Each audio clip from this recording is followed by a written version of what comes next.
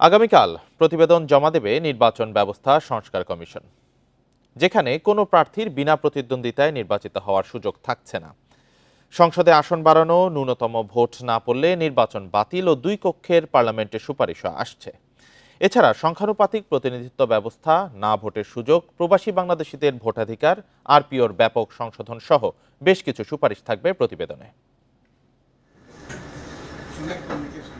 দায়িত্ব নেওয়ার পর রাষ্ট্র সংস্কারে 11টি সংস্কার কমিশন গঠন করে অন্তর্বর্তী সরকার। নির্বাচন ব্যবস্থা সংস্কারে কমিশন হয় গত 3 অক্টোবর। কমিটি সরকারের কাছে প্রতিবেদন দেওয়ার প্রস্তুতি গুছিয়ে এনেছে। বুধবার তারা প্রধান উপদেষ্টার কাছে প্রতিবেদন জমা দেবেন।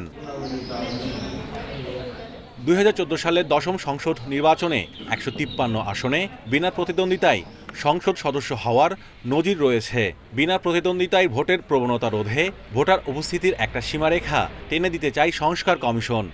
বিনা ভোটে নির্বাচনের জন্য আমরা একটা থ্রেশহোল্ড দেওয়ার চিন্তা করছি যে এত % ভোট না পেলে সেই নির্বাচন বাতিল হবে। এখন আর ওই একক প্রার্থী দিয়ে নির্বাচন হবে না, সেখানে নো ভোট থাকছে। কাজেই নো ভোট এবং ওই ব্যক্তির মধ্যে এক ধরনের প্রতিদ্বন্দ্বিতা হবে, এবং যদি নো ভোট বিজয়ী হয়, নো ভোট যদি বেশি ভোট পায়, সেখানে আবার ওই নির্বাচন বাতিল করে পুনর্নির্বাচন।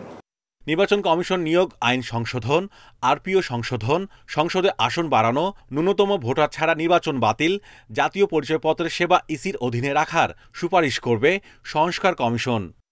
উচ্চকক্ষ নিম্নকক্ষ, এটা কিন্তু সংবিধান সংস্কার কমিশনের কাজ। এখন যদি ওই কমিশন প্রস্তাব করে যে এটা দ্বিকক্ষ বিশিষ্ট পার্লামেন্ট হবে, উচ্চকক্ষ নিম্নকক্ষ, তখন আমরা ওই যেটা বললাম যে নিম্নকক্ষ কিভাবে হবে, উচ্চকক্ষ কিভাবে হবে। আপনার উচ্চকক্ষে হয়তো আমরা মিক্সড সিস্টেম, সেখানে সমানুপাতিকটাও থাকবে, একটা মিক্সড সিস্টেমের কথা চিন্তা করছি।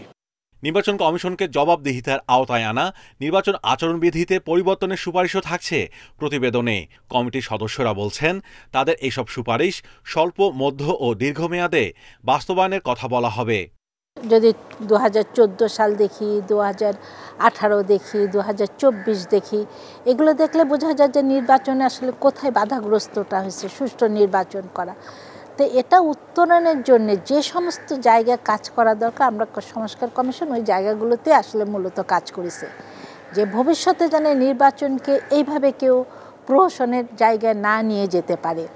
নির্বাহী আদেশে কিছু সুপারিশ বাস্তবায়ন সম্ভব, তবে সংস্কারের ক্ষেত্রে রাজনৈতিক দলগুলোর মতামতের ওপর নির্ভর করছে।